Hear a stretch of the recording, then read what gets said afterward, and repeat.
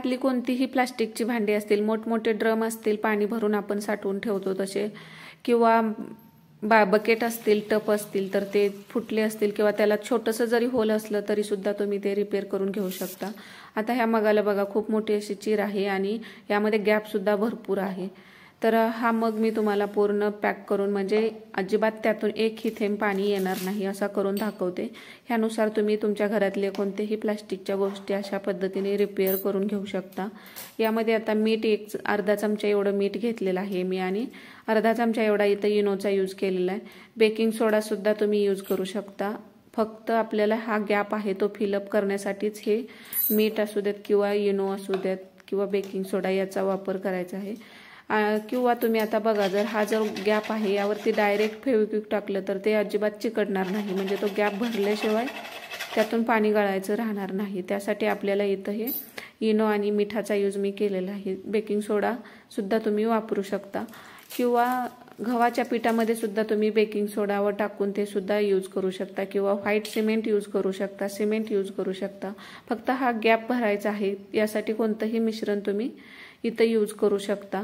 तर या अगोदर पण मी व्हिडिओ टाकलेला होता, पण त्यात बऱ्याच कमेंट आले की हे केलेलं आहे ते जास्त दिवस टिकल असं वाटत नाही, पण हे खूप दिवस टिकतं। कारण अगदी हे सिमेंट जसं सिमेंट लावल्यानंतर सिमेंट सुकल्यानंतर दगडासारखं कठीण होतं त्या पद्धतीनंच हे मिश्रण सुद्धा कठीण होतं आणि हे तुम्ही कसंही वापरा अजिबात निघत नाही। तर फक्त आपल्याला हा गॅप आहे तो पूर्ण भरून घ्यायचा आहे। यामध्ये अजिबात जागा ठेवायची नाही, कारण जागा राहिली तर मग त्यातून पाणी गळणार। त्यामुळे सगळीकडे व्यवस्थित हे तयार केलेले इनोचं आणि मिठाचं मिश्रण आहे ते टाकून घ्यायचं। पूर्ण गॅप यामध्ये बघा भरलेला आहे आणि नंतर यावरून आपल्याला हे जे फेविक्विक आहे ते टाकायचं आहे।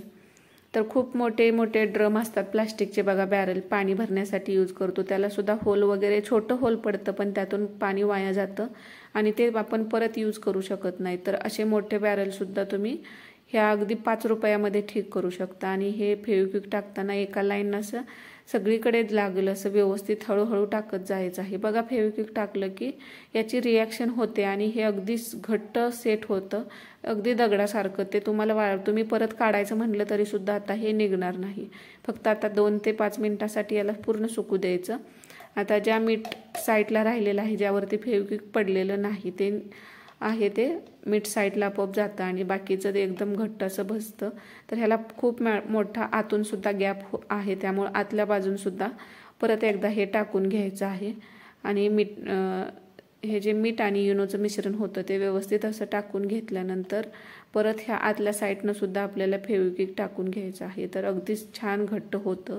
तुम्ही यामध्ये परत पाणी भरून बघा आणि कुठलून परत पाणी जर लीक होत असेल तर त्या ठिकाणी हे जर मीठ आणि इनोचं आपण मिश्रण टाकलेलं आहे ते ज्या ठिकाणी व्यवस्थित बसलेलं नाही म्हणजे गॅप राहील किंवा थोडंसं जरी होल दिसला तर तिथून पाणी लीक होऊ शकतं। परत त्या ठिकाणी तुम्ही हे मिश्रण थोडंसं टाका आणि वरून फेविक्विक टाका आणि छान सेट होतं।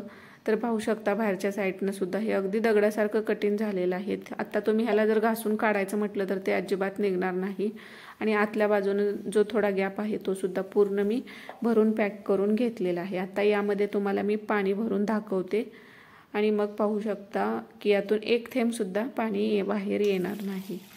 तर अगोदर तुम्ही बघितलेलं होतं की याला खूप मोठी चीर असल्यामुळे भरपूर सगळं पाणी येत होतं, पण आता थोडंसुद्धा पाणी म्हणजे एक थेंब सुद्धा पाण्याचा यातून बाहेर येत नाही। तर नक्कीच ही ट्रिक आपल्याला उपयोगी पडते आणि भरपूर दिवस ह्याचा तुम्ही यूज करू शकता।